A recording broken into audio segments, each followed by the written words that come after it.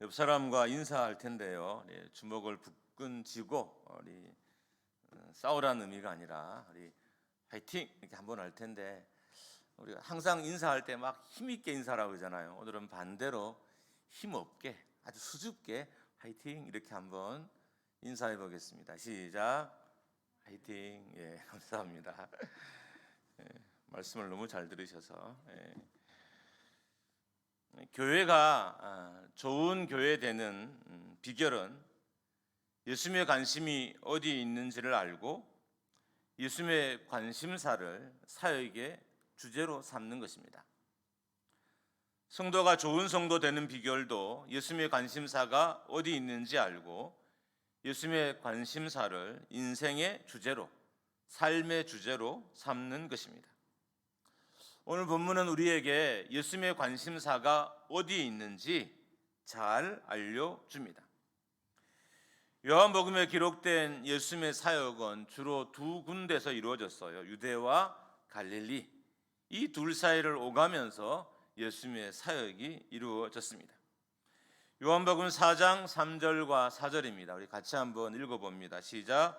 유대를 떠나 다시 갈릴리로 가실새 사마리아를 통과하여야 하겠는지라. 통상적으로 이스라엘 백성들이 유대와 갈릴리를 갈 때는 가장 단거리는 이 사마리아를 통과해서 가는 길이에요. 근데 대부분의 사람들이 이 길을 가지 않고 베레아라고 좀 삥 돌아서 가는 길을 선택했습니다. 그런데 예수님은 이 베레아 길을 가는 길을 선택하지 않고 일상적으로 갈릴리나 사마리아로 가는 길을 유대로 가는 길을 선택하지 않고 특별히 사마리아를 통과해서 가기로 결심을 하셨어요. 오늘 본문에 보면 예수님이 아주 강하게 마음을 먹으셨다는 것을 알 수 있습니다. 이런 결정은 유대인들이나 제자들의 관점에서는 잘 이해되지 않는 결정입니다. 왜냐하면 이 갈릴리에서 유대를 가기 위해서 사마리아를 통과하는 것이 가장 단거리지만 이 사마리아는 유대인들이 접촉하기 꺼려하는 이방인들과 함께 결혼을 해서 혼혈된 민족들이 살고 있었기 때문에 그 지역 자체를 통과하는 것을 유대인들이 다 꺼려했기 때문인 거예요. 갈릴리에서 유다를 가는 가운데 있었지만, 그리고 그 길이 가장 단거리 길이지만 그 길을 통과하는 것은 불편한 것이었어요. 그래서 오히려 요단 동쪽인 길들을, 베레아 길을 선택해서 이렇게 삥 돌아서 유대나 그리고 갈릴리로 다녔던 것입니다. 갈릴리에서 예루살렘까지의 직선 거리는 한 130km 정도 되는데 도보로는 180km, 한 6일 정도 걸린대요. 그런데 이것을 돌아가면 훨씬 더 많이 걸리잖아요. 일반적으로는 다 지름길로 길을 다녀요. 근데 유대인들이 이 지름길을 선택하지 않은 것은 그곳에 사마리아가 있었고 사마리아의 사람들이 살았기 때문에 그 길을 지나다지 않고 굳이 먼 길을 선택해서 계속 다녔던 것입니다. 유대인들의 지름길을 수 있는 사마리아를 통해서 유대나 갈릴리로 가지 않는 이유가 있습니다. 역사적으로 보면 사마리아의 기원은 BC 721년 사르곤 2세로 인해서 사마리아가 출발됐다라고 봅니다. 사르곤 2세가 사마리아를 점령한 이후에 이방 민족들을 다 데리고 이 사마리아에 살게 했어요. 그래서 포로로 잡혀가지 않거나 남아있는 유대인들이 이들과 결혼을 하게 되고 그 결혼을 통해서 많은 자녀들이 생겨나고 이 자녀들은 하나님을 섬기지 않고 우상을 섬겼어요. 그래서 이방 민족과 결혼한 사람들 그리고 우상을 섬기는 사람들이 사마리아에 있었기 때문에 유대인들은 그들을 접촉하는 것을 아주 꺼려워했던 것입니다. 우리나라 말로 바꾸면 불가촉 천민인 거예요. 접촉하기 싫은 사람들, 접촉하면 안 되는 사람들, 접촉하기에는 이런 말을 쓰면 좀 이상하게 들리지만 더러운 사람들이라고 여겼던 거예요. 그래서 이들은 사마리아인들을 이방인처럼 개와 돼지처럼 취급했던 거예요.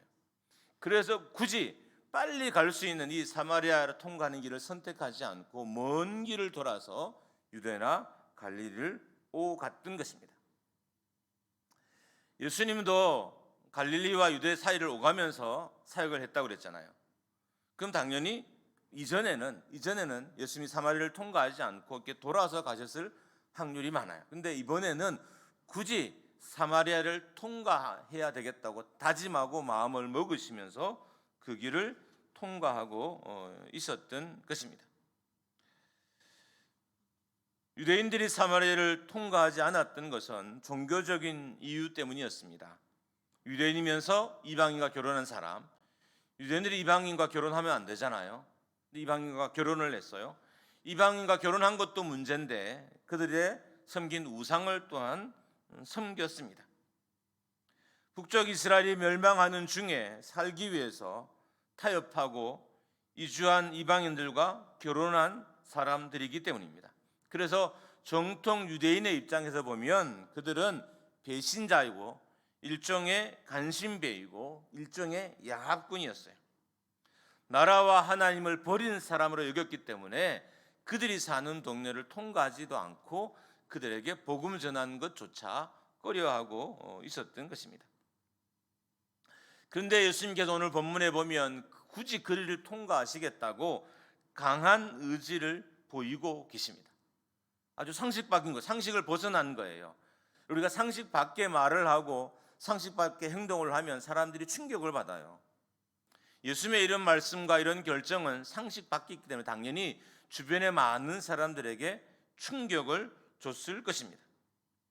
제자들도 예수 그리스도를 따르는 많은 사람들도 이해가 되지 않았습니다. 예수님이 사마리아를 방문하신 것은 딱 목적이 정해져 있어요. 그들에게 복음을 전하기 위해서였어요. 그들에게 영생이 있음을, 그들에게 예수 그리스도를 믿어 구원받게 하려고 이 사마리아를 통과하셨던 것입니다. 예수님의 의뢰대로 사마리아 여인은 예수 그리스도를 믿었을 뿐만 아니라 영생도 얻었고 자기 동네의 많은 사람들에게 예수 그리스도를 소개함으로 말미암아 수가성에, 사마리아 안에 있는 이 수가성에 있는 많은 사람들이 예수 믿는 결과들이 일어나게 됐던 것입니다. 심지어 예수님은 수가성을 빨리 떠나지 않고 이틀이나 더 머물면서 그들에게 복음을 전했고 하나님 나라를 전하셨습니다. 예수님이 일반적으로 가지 않던 이 사마리아를 통과하신 것은 목적이 분명해요. 복음을 전하기 위해서. 상식을 파괴하고 사마리아를 통과한 것도 복음을 전하기 위해서였어요. 그 당시의 관습과 관례를 벗어나서 사마리아를 통과한 것은 복음을 전하기 위해서였습니다. 구원을 알지 못한 이들에게, 영적인 갈증으로 목말란 이들에게 복음을 전하기 위해서 그들의 영적인 갈증과 배고픔을 채워줄 영원한 양식이 되시는 자신을 만나도록 그들을 방문해 주셨던 것입니다. 마가복음 1장 38절입니다. 같이 읽습니다. 시작. 이르시되 우리가 다른 가까운 마을들로 가자. 거기서도 전도하리니 내가 이를 위하여 왔노라 하시고, 예수님께서 이 땅에 오신 이유, 예수님이 이 땅에 육체를 입고 오신 이유, 예수님이 사마리아를 통과하신 이유는 복음을 전하기 위한, 예수님의 삶의 목적은 분명하셨어요. 복음을 전하는 것이었어요. 하나님 나라를 전하고 예수 그리스도를 전하고, 그래서 많은 사람들을 구원에 이르게 하는 것, 영생을 누리게 하는 것, 영원한 하나님의 백성 되게 하는 것이 예수님의 길이자 사명이셨던 것입니다. 그렇다면 굳이 왜 유대인이 싫어하는, 어떻게 보면 유대인들이 혐오하는 사람들에게 가셨을까요? 하나님의 뜻을 이루기 위해서였습니다. 요한복음 4장 34절입니다. 같이 읽습니다. 시작. 예수께서 이르시되 나의 양식은 나를 보내신 이의 뜻을 따라 행하며 그의 일을 온전히 이루는 이것이니라. 그렇다면 보내신 이 아버지의 뜻이 무엇인지 좀 더 우리가 분명하게 알 수 있습니다. 요한복음 6장 39절 같이 읽습니다. 시작. 나를 보내신 이의 뜻은 내게 주신 자 중에 내게 하나도 잃어버리지 아니하고 마지막 날에 다시 살리는 이것이니라. 하나님 아버지의 뜻이 뭐냐 하면 하나님이 택하신 백성들을 한 사람도 잃어버리지 않는 거예요. 그러니까 예수님도 아버지의 뜻을 이루게 이 땅에 오셨고, 그래서 한 사람도 잃어버리지 않기 위해서 사마리아를 방문해서 그곳에 예수 그리스도를 복음을 전했던 것입니다. 하나님 아버지의 아들 예수 그리스도를 향한 뜻은 하나님이 예수님에게 주신 자 중에서 한 사람도 잃어버리지 않는 것이었습니다. 사마리아 사람들도 하나님의 구원 계획에 포함되었던 거예요. 그래서 예수님이 승천하시기 전에 유대와 사마리아와 땅끝까지 가서 복음을 전하라, 증인이 되라고 말씀하셨던 것처럼 사마리아도 하나님의 구원의 계획에, 하나님의 영생의 계획에 포함된 사람이었던 것입니다. 예수님께 당시의 관행을 깨고 사마리아 수가성을 방문하신 것은 그들을 구원하시기 위한 하나님의 계획을 이루기 위해서였습니다. 불가촉 촌민 취급을 받았던 사마리아 사람들을 구원하기 위해서 그곳을 방문하셨던 것입니다. 예수님이 사마리아를 통과하신 것은 분명 분쟁거리였습니다. 유대 사회가 들고 일어날 일이었습니다. 수가성에서 그가 만난 사람은 이방 여인이었습니다. 심지어 그가 한 일도 정확치 않는, 어떻게 보면 오해받을 수 있는 여인이었습니다.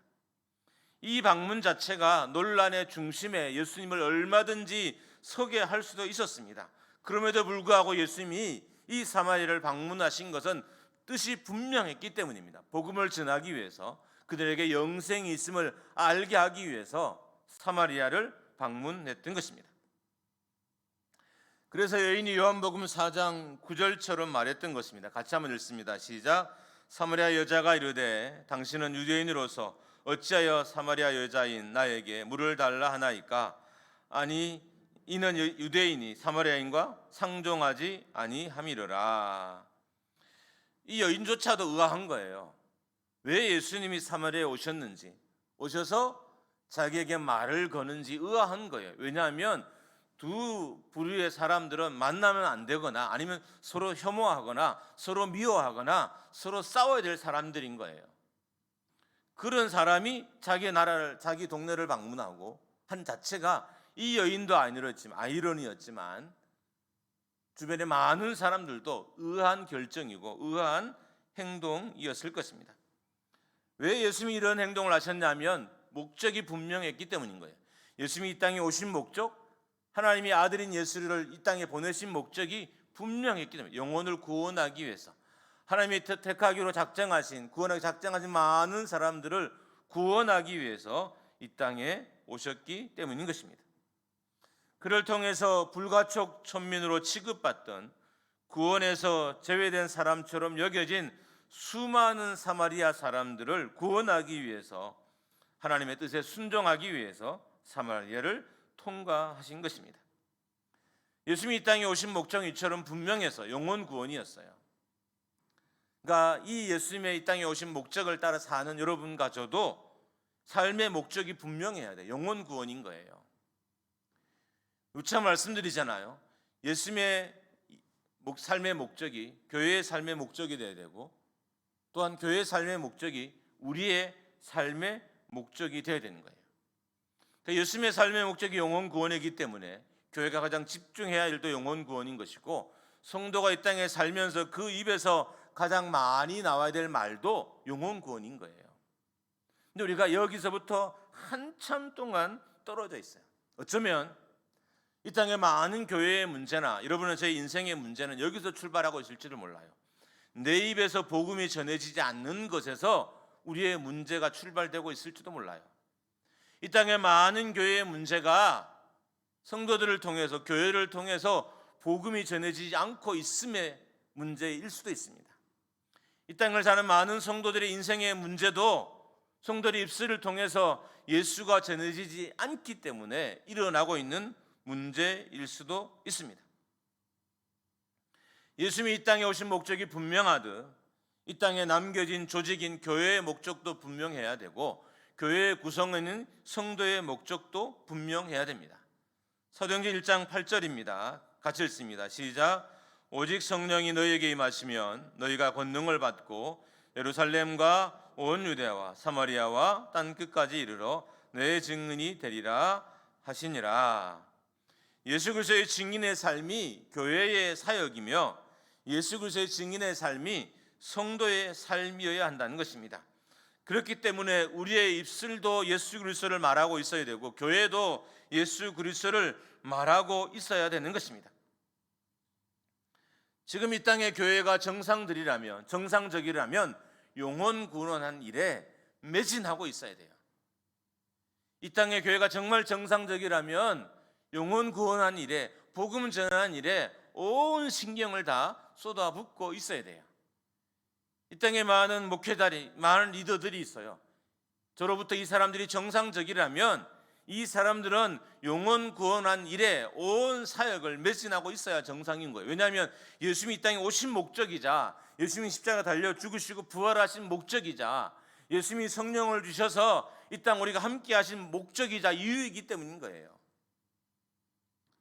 그런 의미에서 지금 교회는 전도하고 있어야 되고 지금 성도들은 구원을 말하고 있어야 하는 것입니다. 이 사명은 우리가 잠시라도 놓치면 안 되는 사명이에요. 오늘부터 몇 주간 아니면 어쩌면 더 긴 시간 동안 제가 계속해서 영혼 구원에 대한 설교를 하고 말씀을 전할 수도 있어요. 어떤 사람들은 이 설교가 아주 불편할 수도 있고 또 복음 전하는 일이 너무 힘든 사람에게는 심지어 짜증날 수도 있어요. 특히 우리 교회는 우리 목사님은 저 설교밖에 안 하지? 라고 할 정도로 계속 반복적으로 설교할 수도 있어요.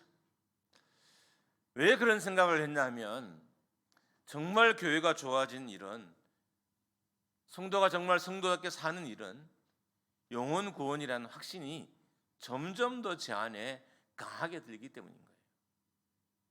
교회가 이 땅에 존재하는 목적은 영혼 구원인 거예요. 성도의 삶 또한 이 땅에 사는 목적 또한 영혼 구원인 거예요.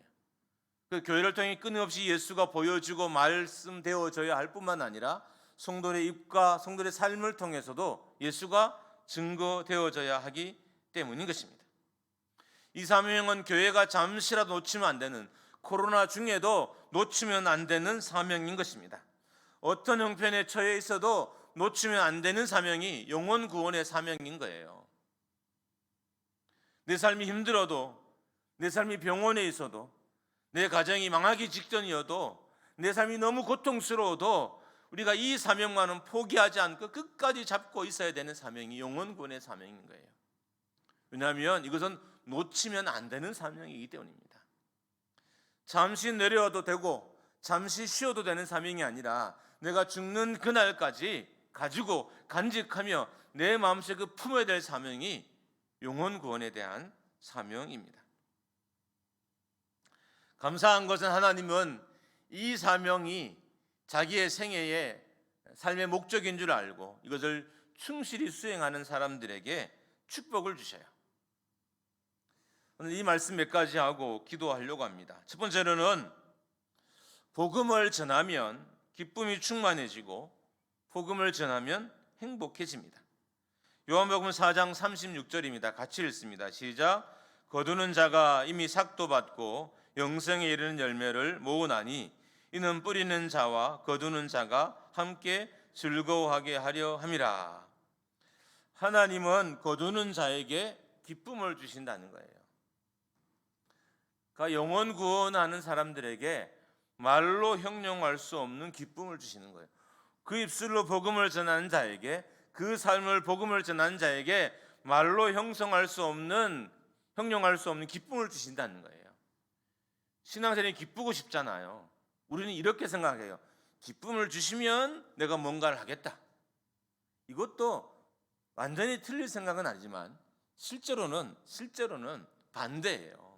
오늘 말씀처럼 내가 복음을 전하면 복음 전하는 자에게 말로 형용할 수 없는 하나님을 기쁨을 주시는 거예요. 그래서 우리가 기쁘지 않다, 행복하지 않다, 불평하는 건 틀린 말은 아니지만 굳이 따지고 들어가면 잘못된 말이기도 해요. 정말 신앙생활이 즐거우려면, 정말 신앙생활이 행복하려면 영혼 구원하는 일을 게을리하지 않아야 돼요. 그리고 영혼을 구원하다 보면 한 사람을 전도하고 그 사람을 가르쳐 예수 그리스도의 제자 삼는 일들이 얼마나 행복한지 알게 되는 거예요. 알게 되니까 놓치지 않는 거예요. 누가 무슨 말을 해도 복음 전하는 것을 놓치지 않고 한평생 그 일을 하며 살게 되는 것입니다. 그래서 이사야서 52장 7절처럼 말합니다. 같이 읽습니다. 시작. 좋은 소식을 전하며 평화를 공표하며 복된 좋은 소식을 가져오며 구원을 공표하며 시온을 향하여 이르기를 내 하나님의 통치하신다는 자의 산을 넘는 발이 어찌 그리 아름다운가. 가장 아름다운 발이 좋은 소식을 전하는 발걸음이라는 거예요. 복된 좋은 소식을 가져오는 자의 발걸음이 가장 행복한 발걸음이라는 것입니다. 복음을 전하는 자에게는 유쾌한 삶이 있어요. 세상에 주지 못한 유쾌함이 그 내면에 있어요. 샘솟아 올라요. 그래서 그 유쾌함으로 예배하고 그 유쾌함으로 가정을 돌아보고 그 유쾌함으로 교회를 섬기게 되는 거예요. 우리는 이렇게 생각해요. 유쾌하면 교회를 잘 섬기겠다. 행복하면 교회를 잘 섬기겠다. 행복하면 가정을 내가 잘 돌보겠다. 행복하면 내가 헌신하겠다. 내가 행복하면 잘 드리겠다. 이렇게 다짐하잖아요. 어떤 면에서는 틀린 거예요. 내가 먼저 주께 헌신할 때 그 행복이, 그 유쾌함이 나를 따라오게 되는 거예요. 복음을 전하는 자에게 하나님이 주시는 유쾌한 삶이 있다는 것입니다. 복음을 전하는 자에게를 하나님께 유복하게 하시고 하나님이 은혜롭게 하시며 하나님이 유쾌하게 하신다는 거예요. 복을 주시고 기쁨을 주시고 행복하게 하신다는 것입니다. 가끔 천국의 기쁨이 어떨까라고 상상해 볼 때가 있어요. 천국은 이 땅의 삶과 비교할 수 없는 기쁨이 있는 곳이다. 비교할 수 없는 영광이 있는 곳이다. 비교할 수 없는 곳이 천국이다라고 수없이 말하잖아요. 그래서 가끔 고민해 봐요. 야, 정말 천국의 기쁨은 어떤 것일까? 굳이 이 땅에서 천국의 기쁨과 비교할 수준의 것이 있다면 바로 복음 전하는 자가 누리는 기쁨일 거예요. 영혼을 구원해서 한 사람, 두 사람 돌아오게 하는 그 사람이 내면에 맛보는 그 기쁨이야말로 천국의 기쁨과 조금 비교하거나 견줄 수 있거나 천국의 기쁨을 조금 맛보게 하는 것일 수 있습니다. 그런 의미에서 복음을 전하는 것은 천국의 기쁨을 알게 하는 길인 거예요. 또 우리를 복되게 하는 길이고 우리의 길을 평탄케 하는 길인 것입니다. 두 번째입니다. 하나님은 복음을 전하는 자를 복되게 하실 뿐만 아니라 기쁘게 하실 뿐만 아니라 강하게 하신답니다. 복음을 전하면 복음을 듣는 자도 살고요. 복음을 전하는 자도 살아요. 복음을 듣는 자는 복음을 들어 사는 거고요. 복음을 전하는 자는 복음을 전하면서 강력해져서 힘있게 살아가게 되는 것입니다. 전하는 자의 영혼이 사는 거예요. 남의 영혼을 구원하다가 내 영혼이 사는 거예요. 여러분의 영혼이 살고 싶잖아요. 사는 비결이 뭘까요? 영혼을 구원하는 현장에 내가 서 있는 거예요. 영혼을 구원하기 위해서 길거리를 다니며 복음을 전하는 일 중에 그 영혼이 강해지지 않을 사람은 한 명도 없어요. 목사님, 제 영혼이 든든해지고 싶어요. 제 영혼이 강해지고 싶어요.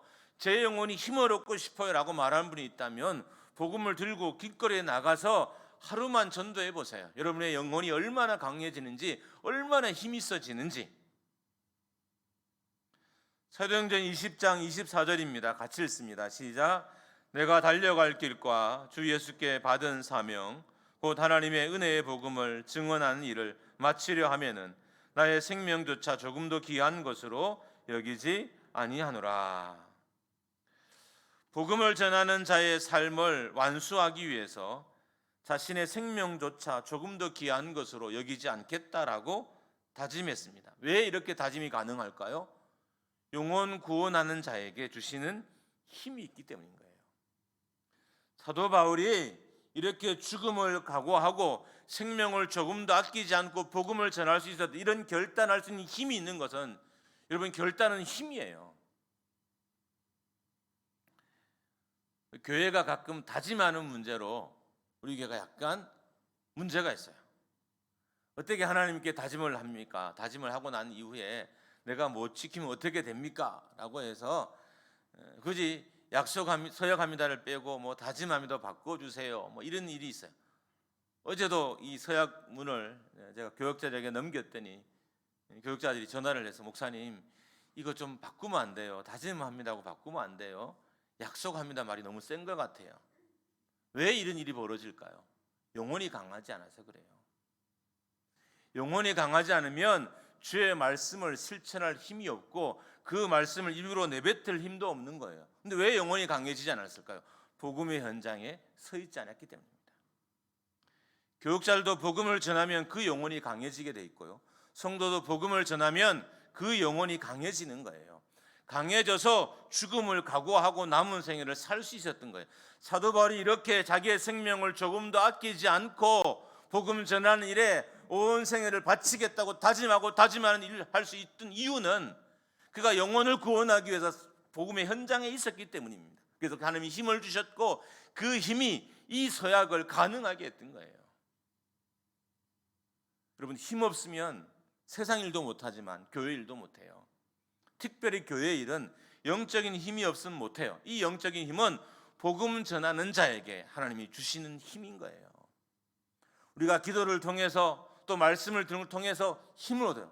그러나 정말 강력한 힘, 정말 생명을 다해서 결단을 할 수 있는 이 힘은 복음 전하는 자에게 주시는 힘인 거예요.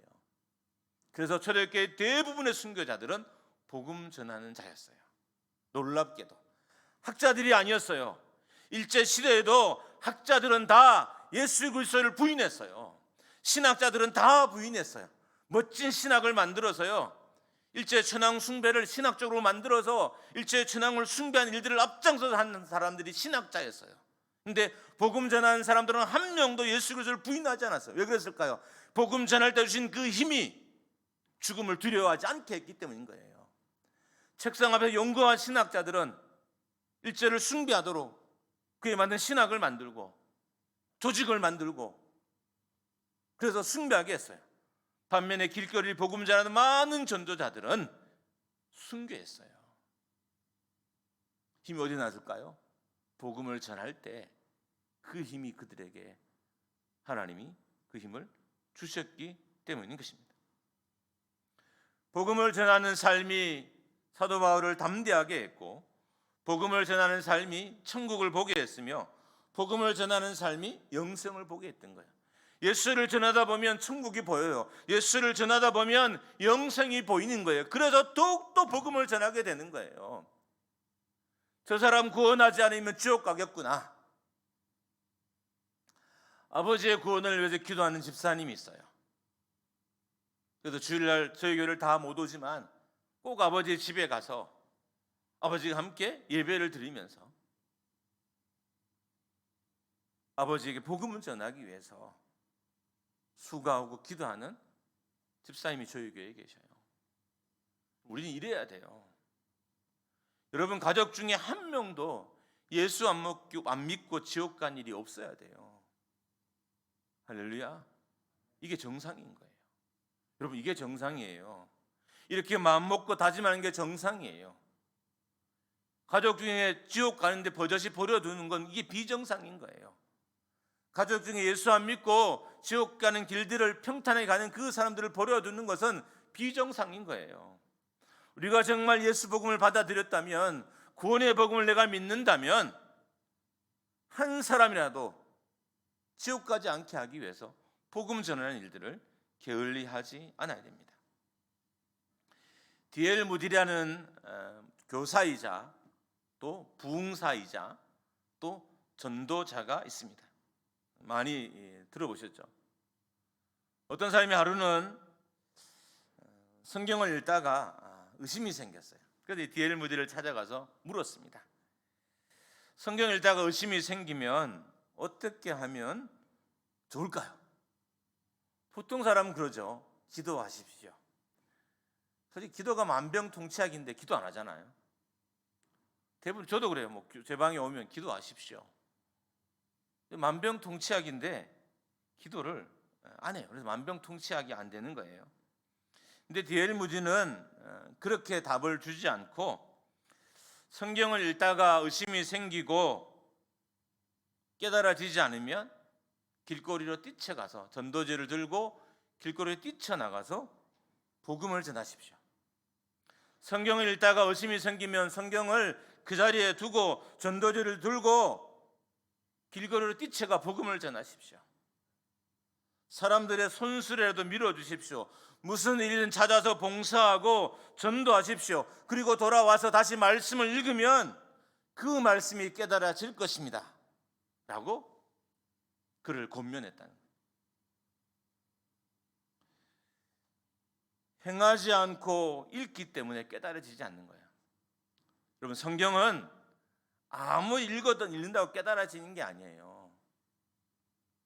복음을 전하는 자가 깨달을 수 있는 성경의 깊이가 달라요. 교회의 짐을 지고 힘겹게 짓는 사람이 복음을 깨닫는 수준이 달라지는 거예요. 성도의 아픔을 가지고 가슴을 치고 통곡하는 사람이 말씀을 깨닫는 수준이 달라지는 거예요. 그래서 책상에 있지 말고 뛰쳐나가라고 합니다. 나가서 복음을 전해보십시오. 나가서 봉사해 보십시오. 나가서 섬겨 보십시오. 그러면 말씀을 이해하는 수준이 달라질 것이고 교회를 이해하는 수준이 완전히 달라질 것이라고 권면했던 것입니다. 전도는 영혼의 운동입니다. 영혼을 살리는 운동이에요. 전도하면 여러분의 영혼이 살아나요. 육체는 피곤하겠죠. 육체는 온갖 부담이 생기겠죠. 육체는 근심과 걱정거리예요. 사람 만날 때마다 불안해요. 저도 마찬가지예요. 저도 길거리 가다가 요즘은 하지 않지만 전도지 주는 일들이 저도 힘들어요. 커피를 타서 나누는 일도 저도 힘들어요. 공원에서 가끔 커피를 다 나눠보면 그것도 쉬운 일이 아니에요. 근데 확실한 건 작은 것이라도 하면 힘이 강해져요. 영적인 일은, 믿음의 일은 작은 일이라도 하면, 액션이 있으면 힘이 생겨요. 그 전도는 영혼을 살리는 일입니다. 여러분, 정말 살아나고 싶으시면 전도하십시오. 목사님, 제 신앙이 엉망이에요. 제 신앙이 주일도 잘 못 지키겠고요. 우리 집도 엉망이고 다 엉망이에요. 목사님 어떻게 해야 돼요? 앞으로는 제가 기도하십시오라고 권면하지 않고 전도하십시오. D.L. 무디처럼 제가 권면할 겁니다. 목사님, 저희 집이 힘들어요. 전도하세요. 목사님, 기도 응답이 안 돼요. 전도하십시오. 목사님, 마음에 불편이 있어요. 전도하십시오. 목사님, 몸이 아파요. 전도하십시오. 전도는 영혼을 살리는 일이기 때문입니다. 내 영혼도 살리고 남의 영혼도 살리고, 그래서 반드시 해야 하는 것이 전도인 것입니다. 한번 따라하겠습니다. 전도하면 강해지고, 전도하면 아름다워지고, 전도하면 행복해집니다. 할렐루야. 전도하면 우리의 영혼이 강해집니다. 복음 전하십시오. 그 강한 힘으로 세상을 이길 수 있어요. 전도하면 아름다워져요. 삶이 아름다워져요. 여러분, 그 영혼을 구원하기 위해서 뭐라도 다 해요. 그래서 아름다워져요. 좋은 걸 많이 하면 아름다워. 영혼 구원하는데 나쁜 걸 할 수 없잖아요. 영혼 구원하기 위해서 죄 지을 수 없잖아요. 그래서 영혼 구원하기 위해서 좋은 일을 하게 돼요. 그러면 영혼 구원하는 걸 통해 그 삶이 아름다워져요. 그리고 행복해집니다. 마지막 세 번째는 전도하면 하나님의 축복이 있습니다. 마태복음 6장 34절입니다. 33절입니다. 같이 읽습니다. 시작. 그런즉 너희는 먼저 그의 나라와 그의 의를 구하라. 그리하면 이 모든 것을 너희에게 더하시리라. 하나님 나라를 먼저 구하는 것이 우리의 본분입니다. 내 삶을 먼저 구하는 것이 본분이 아니라 하나님 나라를 먼저 구하는 것이 본분입니다. 그리고 그런 성도들에게 하나님은 이런 것들을 너희에게 더하시리라의 복을 주신다고 하고 있습니다. 세상 나라를 먼저 구하면 복음이 해순돼요. 하나님 나라를 먼저 구하면 복음이 힘을 얻습니다. 세상 나라를 먼저 구하면 우리의 삶도 병이 들어요. 왜냐하면 우리는 본질상 하나님 나라를 먼저 구해야 되는 사람이기 때문에 그렇게 만들어진 사람이에요. 하나님 나라를 먼저 구해야 형통하고, 먼저 구해야 온전하고, 먼저 구해야 바른 삶을 살 수 있는 게 우리인 거예요. 세상을 먼저 구하면 망해지는 게 우리고, 세상을 먼저 구하면 무너지는 게 우리고, 세상을 먼저 구하면 낭패 보는 게 우리인 거예요. 그렇다면 당연히 하나님을 먼저 구해야 하는 것입니다. 이 모든 것들이란 어떤 것을 말할까요? 마태복음 6장 31절입니다. 한번 다시 읽습니다. 시작. 그러므로 염려하여 이르기를 무엇을 먹을까, 무엇을 마실까, 무엇을 입을까 하지 말라. 여기서 염려하는, 하나님 나라를 먼저 구하면 이 모든 것들을 너에게 다 주겠다고 하는데, 이 모든 것들은 앞에 문장으로 돌아가 보면 우리가 염려하는 것들인 거예요. 우리가 먹기 위해서, 우리가 입기 위해서 구하는 것, 우리가 의식주를 위해서 구하는 것들을 우리에게 다 주시겠다는 거예요. 우리가 먼저 하나님의 나라를 구하면, 우리가 먼저 복음 전하는 일을 먼저 하면 이 모든 것들, 우리가 염려하고 근심하고 구하는 모든 것들을 다 주신다고 말씀으로 약속해 주셨어요.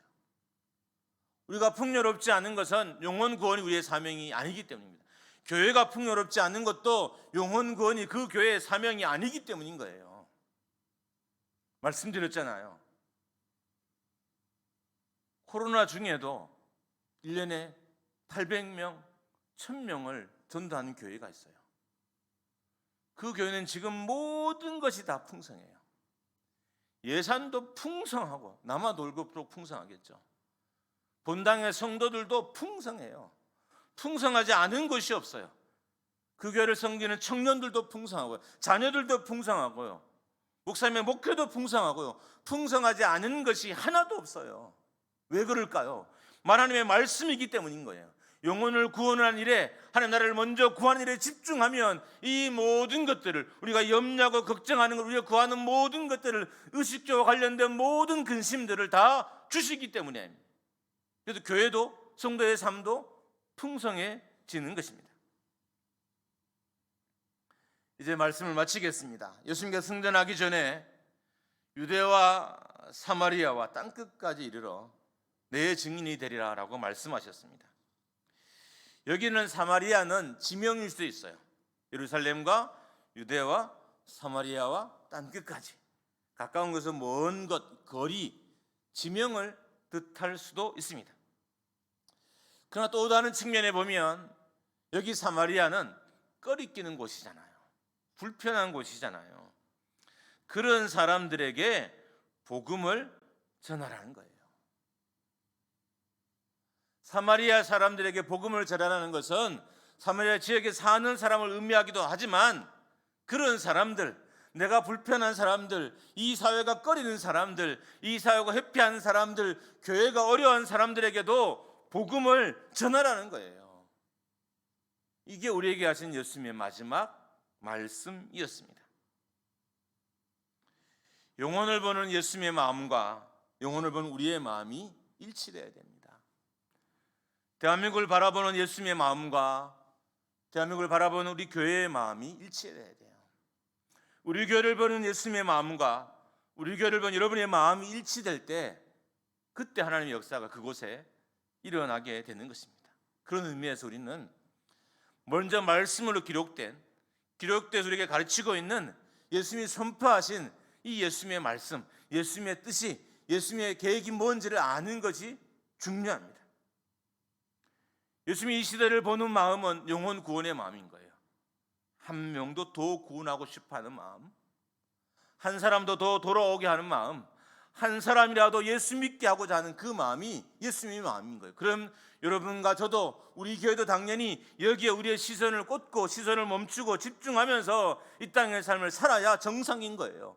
그럴 때 하나님께서 세상을 이길 힘도 주시는 것이고, 그럴 때 우리가 구하고 염려한 모든 것을 다 얻게 하시고, 그럴 때 하나님께서 우리를 복되게 하시고 유복하게 하시고 기쁘게 하신다라고 약속해 주셨어요.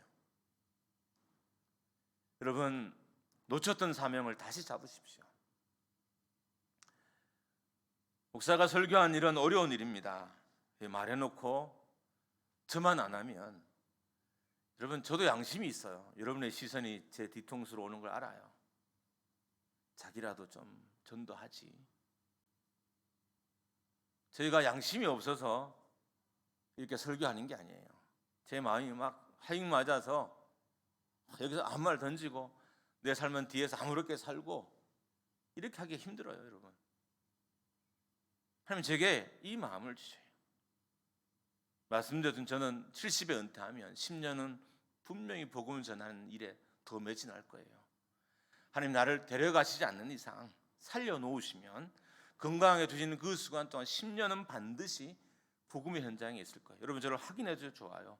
나중에 제가 그렇게 과연 하는지 살펴보다 좋아요. 왜냐하면 오늘날 제게 마음 주셨어요. 영혼 구원하는 사명에 매진하는 목회자를 하나님이 가장 기뻐하시고 그렇게 살아가는 게 내 인생의 계획이어야 한다는 사실을 마음 뼈저리게 알게 돼요. 그래서 그 고민과 그 결과로 이렇게 말씀을 전하고 있는 것입니다. 우리 교회를 통해서 여러분의 삶을 통해서 보여지는 것이 예수이기를 기대합니다. 할렐루야. 우리 교회를 통해서 예수님이 보여지기를 원합니다. 여러분의 삶을 통해 예수님이 보여지기 원합니다. 그러면 사람들이 교회로 와요. 예수 믿겠다고 쫓아와요. 예수 믿겠다고 따라와요. 그런 일들이 우리 속에 있기를 주님의 이름으로 축원합니다.